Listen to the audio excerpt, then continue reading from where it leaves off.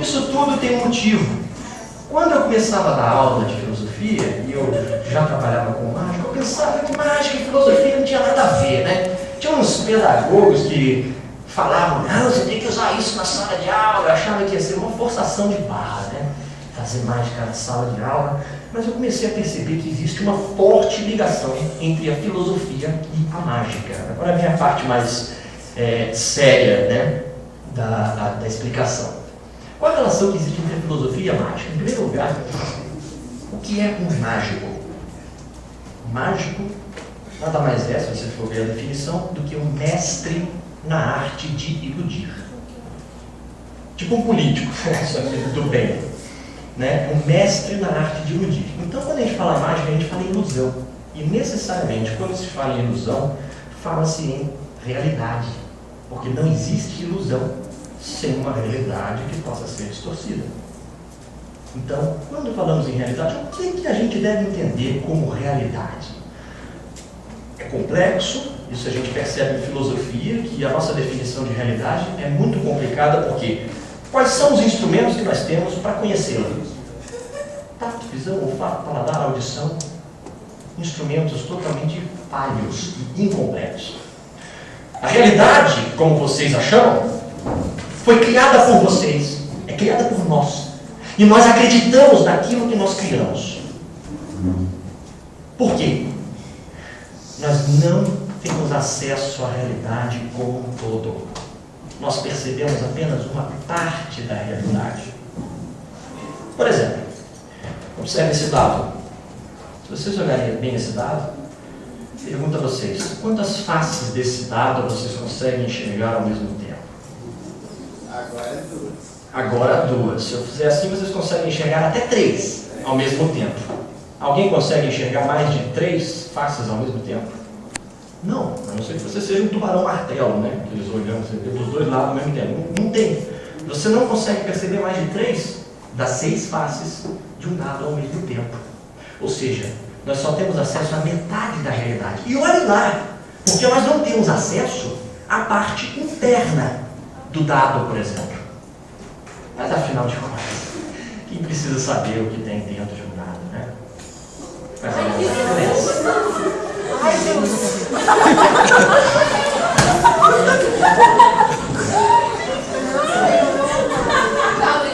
Você já deve ter conhecido o Aristóteles, né? O meu assistente. Aristóteles? Tudo bom? Olha ele aí. O Aristóteles está aqui para mostrar que o mágico esconde todos os seus truques atrás dessas crenças falsas que a gente completa, tentando completar o que falta da realidade. Aproveitando que o Aristóteles está aqui, eu queria chamar novamente a senhorita. Pode vir aqui, por favor. Traga a sua carta. Para explicar melhor para vocês por que a realidade e onde que a filosofia e a mágica se encontram, ela escolheu uma carta de baralho desde o começo, um baralho onde ela poderia ter escolhido qualquer carta diferente. Qual carta você escolheu? Pode mostrar agora para o pessoal. Pode mostrar para mim, inclusive, não tem problema. Você escolheu o 6 de paus. Muito bem. Daniela, né? Ou é Daniela? Daniela, vem para cá. Fica bem aqui. Pode virar para o pessoal. Fica aqui do lado da estrela. Do lado da estrela. Que estrela? Eu, claro.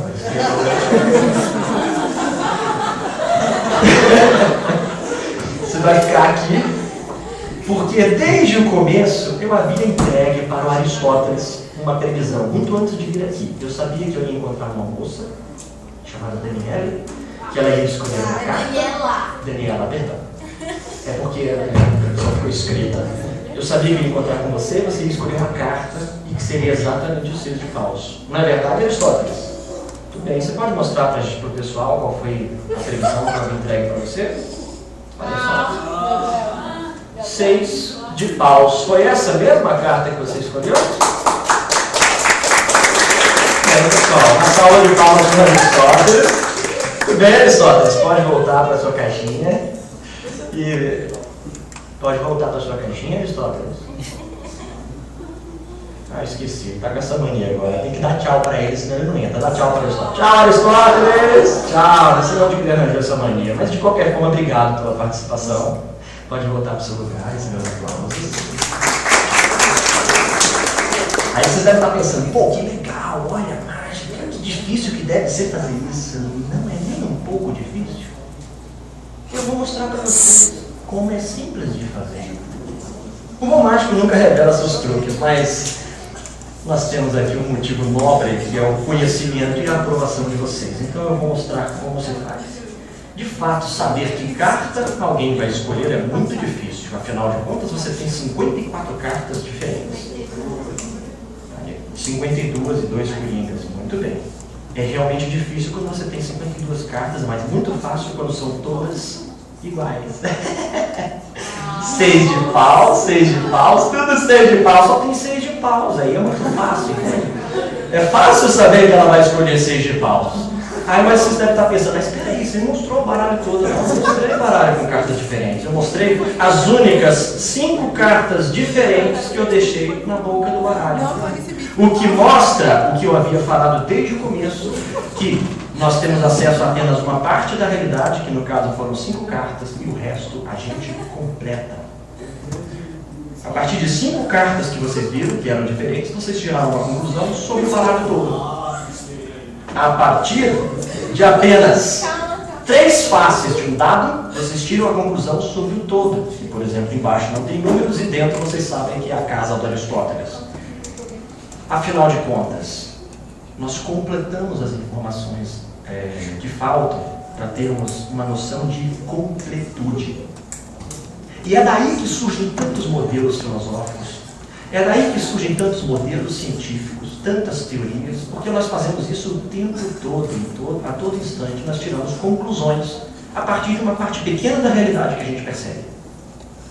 E é por trás disso tudo que o mágico esconde os seus truques. A mágica só é possível porque vocês têm uma tendência ao auto-engano. Nós temos uma tendência ao auto-engano. Outro dia eu estava conversando com um amigo meu, e a esposa dele tinha dito, né? Estavam assistindo um filme de mágica, o mágico chamou um voluntário. A esposa dele falou, eu quero ir. E a esposa dele foi ajudar o mágico no palco. E ele falou, vai lá para o mágico te enganar. Errado. O mágico não engana ninguém. Porque esse trabalho as pessoas fazem sozinhas. O mágico não precisa fazer nada. Nós já chegamos enganados quando vamos assistir uma apresentação de mágica. Existe uma coisa que na mágica a gente chama de trilha da ilusão. O que é a trilha da ilusão? Você já chega para assistir acreditando, por exemplo, que este dado ele tem todas as faces vermelhas ou pontinhos brancos. Você chega acreditando que esse baralho, a partir de 5 cartas, você tira a conclusão de que todas as cartas são de papel, de que todas as cartas têm desenhos na face, de que todas as cartas têm as costas da mesma cor, o mesmo desenho. Olha quantas conclusões vocês tiram a partir de uma pequena parte da realidade que vocês perceberam. Ou seja, vocês já chegam com crenças falsas construídas. A partir do que vocês observaram, o mágico só precisa manter vocês nessa trilha que a gente chama de trilha da ilusão.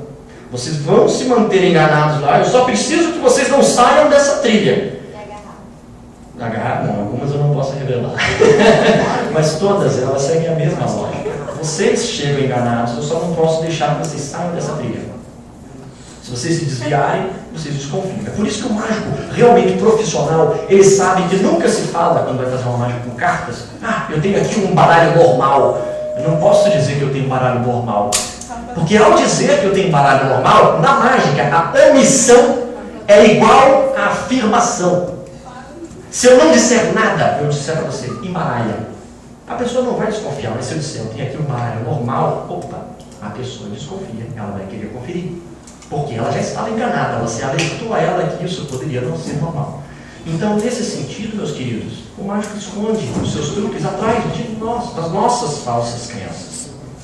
E para mostrar como que isso é feito, como que a gente completa o que falta da realidade, com o que? Alguém sabe dizer? Hã? Não, deixa eu fazer uma pergunta primeiro, senão eu vou esquecer. Se ela tivesse escolhido uma das cartas diferentes. Ela não não conseguiria, porque quando eu ofereci as cartas, eu segurei com firmeza 5 aqui embaixo e só mostrei as outras. Que maldade. Maldade. Maldade você vai ver daqui a pouquinho. Por quê? Pergunto para vocês, alguém saberia dizer com o que a gente completa as informações que faltam da realidade incompleta que a gente percebe? É muito simples. Isso tem um filósofo chamado Hume, David Hume. Ele fala que é exatamente o ponto em que ele critica a própria ciência, como ela funciona. Nós completamos com informações do passado, com o que nós já vimos. Por que vocês acreditaram que esse baralho era completo, com cartas diferentes? Vocês nunca viram um baralho com cartas todas iguais? Nunca viram. Vou dar mais um exemplo e vou mostrar para vocês isso aqui.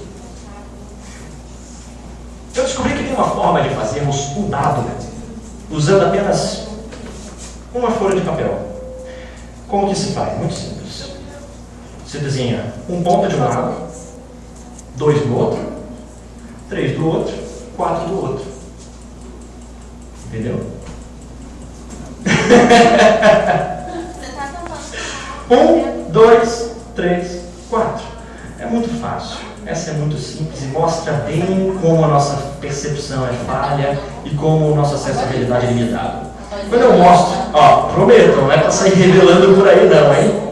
Exatamente, eu estou segurando aqui, na verdade onde eu falo que tem um ponto, eu tenho 2 pontos. Quando eu seguro desse jeito, parece 1. E quando eu seguro desse jeito, parece 3. Só isso. E por que vocês acreditam que tem 3 de fato? Como eu tinha dito no início.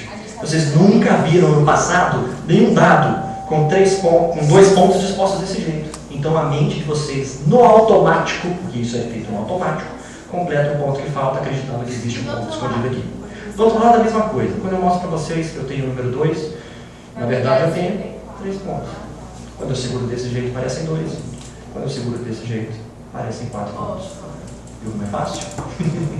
Mas o que acontece se por acaso vocês forem tentar fazer isso com o sobrinho de vocês? E o sobrinho de vocês com um cara esperto e desconfiar que não tem nada embaixo da sua mão? O que você faz? Vocês, se eu fosse vocês, eu inventaria uma dor de barriga e sairia correndo.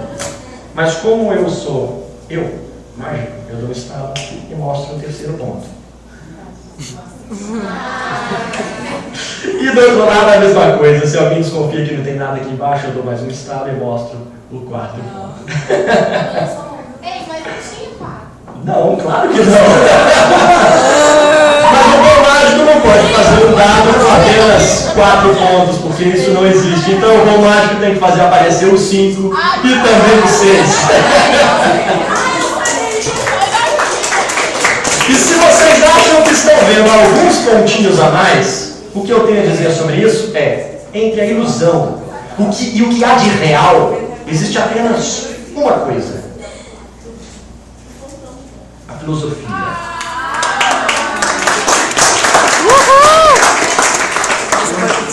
A filosofia que desde o começo, deixa eu colocar desse jeito, porque senão pode cair. A filosofia que desde o começo, por meio do questionamento, tenta desconstruir essa falsa realidade que a gente constrói. Tá certo? Eu tinha mais uma coisa para falar sobre a falsa realidade. Diante disso tudo, eu tenho mais uma coisa para mostrar para vocês.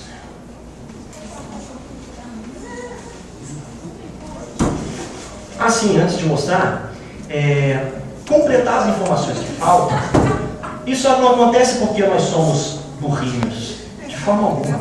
Na verdade, completar as informações que faltam da realidade faz todo sentido biológico. Por quê? Imaginem vocês, 2 macacos em luta pela sobrevivência encontram uma árvore com 2 mangas maduras.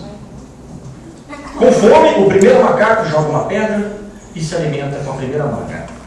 O segundo macaco, ele é um macaco mutante com um intelecto super desenvolvido. E o que ele faz quando ele olha para aquela manga, ele reflete: mas será que aquela realidade está completa?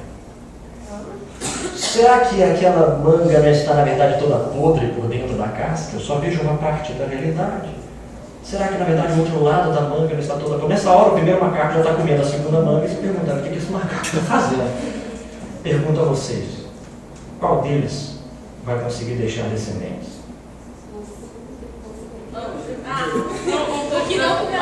O que não comeu a manga vai conseguir deixar descendentes? O que comeu a manga vai deixar descendentes. E nós, meus queridos, somos descendentes desses macacos que completam a realidade com o que falta. Completam o que falta da realidade com a mente. Nós somos descendentes desses macacos. Se nós fôssemos descendentes do outro macaco, nada disso aqui que eu fiz para vocês seria surpreendente, seria óbvio. Mas eles também, no entanto, seriam nada práticos. Não seriam nada práticos. Então nós fomos selecionados para sermos assim. Resultado da evolução das espécies, né? Que claro, eu acho que o pombo não faz parte dessa evolução. Mas onde é que a gente pode chegar com isso? O que isso tudo pode contribuir para vocês na hora de fazer o seu vestibular? Em primeiro lugar, toda a história que eu contei para vocês sobre meu pai, a escolha do meu curso. Escolha um curso, como disse o colega, quando eu cheguei aqui, o que você falou que ama aqui? Fiz a declaração de amor para ele, como é que é o nome dele? Darquinho. Jonas. Então, eu nunca usei aquilo, não, nem conhece não. Ele estava falando para vocês, escolham o curso que vocês querem, porque o mundo individualista do jeito que está vai tentar fazer com que vocês escolham aquele que dá dinheiro, e se não tiver paixão naquilo que você vai fazer, você não vai ser um bom profissional. Escolham, exatamente, vai ser mais um no mercado que daqui a pouco pode estar saturado nesse curso que você vai escolher. Escolham com carinho aquilo que vocês querem fazer com paixão. Vocês têm vontade de fazer. Ah, mas não tem vontade de fazer nada. Não, pelo amor de Deus, decide alguma coisa para fazer, mas você é vagabundo. Né? Então, escolham com carinho o curso que vocês vão fazer. E diante disso tudo, qual a conclusão que a gente tira? O que o mágico e o filósofo têm em comum? Que eu estou tentando mostrar isso desde o começo. Tanto o mágico quanto o filósofo sabem que nós temos uma tendência ao auto-engano. O mágico tenta nos manter enganados por um tempo, para lá na frente nos surpreender, nos divertir e tirar o seu dinheiro. O filósofo, no entanto, tenta fazer o caminho inverso, desconstruindo as falsas crenças que nós fazemos em cima da parcela da realidade que a gente percebe. E não consegue tirar o seu dinheiro, coisa que o mágico consegue. Então, diante disso, sabendo que nós temos uma tendência ao auto-engano, vocês que vão fazer Enem, que vão fazer vestibular, lembrem-se, o maior adversário de vocês são vocês mesmos. Não é o cara que está sentado na cadeira do teu lado, não. Sócrates, na antiguidade, dizia uma frase que foi o que tornou ele célebre: conhece-te a ti mesmo. E por que ele dizia isso? Porque essa é a coisa mais difícil que a filosofia pode fazer. Conhecer a si mesmo é a coisa mais difícil, porque nós somos os nossos próprios adversários nisso. Nós construímos falsas crenças, acreditamos nelas e por isso somos enganados. Nós temos nervosismo, somos nós mesmos o obstáculo para resolver problemas entre as pessoas com as quais nós temos contendas. São os nossos impulsos que nós não conseguimos conter, e na hora da sua prova de vestibular, é o teu nervosismo, é o teu medo de fazer, a ansiedade que vai te atrapalhar. Então, conhecer a si mesmo é o primeiro passo para você ter um bom desempenho no vestibular. Segundo, na verdade, você precisa, para você ter um bom desempenho, resumindo, claro, né, que são vários pontos, mas resumo quatro grandes tópicos para termos sucesso. O primeiro deles, estudo, muito estudo, porque sem o conhecimento do que cai na prova, você não vai saber resolver aquela questão. E esse conhecimento vocês vão conseguir aqui. Aqui vocês vão ter professores que vão ajudá-los a absorver esse conhecimento, porque não adianta nada você ficar 2 horas, 10 horas em casa estudando sem parar, se você não tiver algo que ajude você a memorizar esses conhecimentos. Estratégias mnemônicas que vão ajudar vocês a entender aquilo que está sendo explicado pelo livro. E aqui vocês vão ter caras muito bem capacitados que vão ajudá-los a entender, a compreender algo que às vezes no livro você achava super complexo. Mas com uma explicação, com algumas estratégias mnemônicas, vocês conseguem memorizar rapidamente. Então, estudo. Aqui vocês conseguem isso. Segundo, treinam. Treino, muito treino. Peguem muitas provas, refaçam em casa várias e várias vezes essas provas. É como dizia minha professora de música, a repetição leva à perfeição. Repitam as provas, não precisa fazer a mesma, mas façam várias provas diferentes. Terceiro ponto, a estratégia. A estratégia não só nos estudos, mas também na hora de fazer a prova. E qual estratégia eu posso dar para vocês que funcionou comigo quando eu fiz vestibular? Tinha uma estratégia que um professor me dizia, pensou, pulou. Pensou, pulou. Faz isso. Principalmente para as questões exatas. É uma boa estratégia para você começar a ter um bom desempenho. Pega uma prova que você está treinando em casa. Isso não é para você fazer na prova de vestibular, nem Enem, não. Na hora que você estiver treinando em casa. Pensou, pulou. Você vai fazer 10, 20, 30 provas nessa estratégia. Não faz tudo de uma vez, não. Pelo amor de Deus, não consegui. Pensou, pulou. Se você sabe resolver, vamos supor, uma questão de física. Você sabe como que você tem que fazer para resolver. Faz. Ah, mas o cálculo é longo. Vai demorar pra caramba para eu resolver. Tudo bem, você não está precisando pensar, porque você sabe como faz, faça, pode demorar o tempo que for. Mas se você não souber ainda como faz, vai precisar parar para pensar, para saber que cálculo tem que ser feito, pula. Faz o seguinte, e vai pulando todas as que você tem que pensar. E depois você volta nas que você precisava pensar com um limite de tempo. Isso é para todas as questões, inclusive história, inclusive filosofia. Se você sabe o pensamento dos filósofos, você vai saber qual você tem que marcar. Se você precisa parar para pensar, pula. Aí você volta nas que você não fez. Coloca um limite de tempo. Isso é uma estratégia. Estratégia vai ajudá-los a passar. Limite de tempo de 4 minutos para cada questão que você pulou. 4 minutos. Deu 4 minutos, não conseguiu resolver, passa para a próxima. 4 minutos, passa para a próxima. Quarto ponto. Calma e paciência. Como que você consegue calma e paciência? Fazendo terapia? Não, não precisa fazer terapia não. Basta você treinar em casa. Você vai ver que o maior adversário você já venceu. Você vai perceber que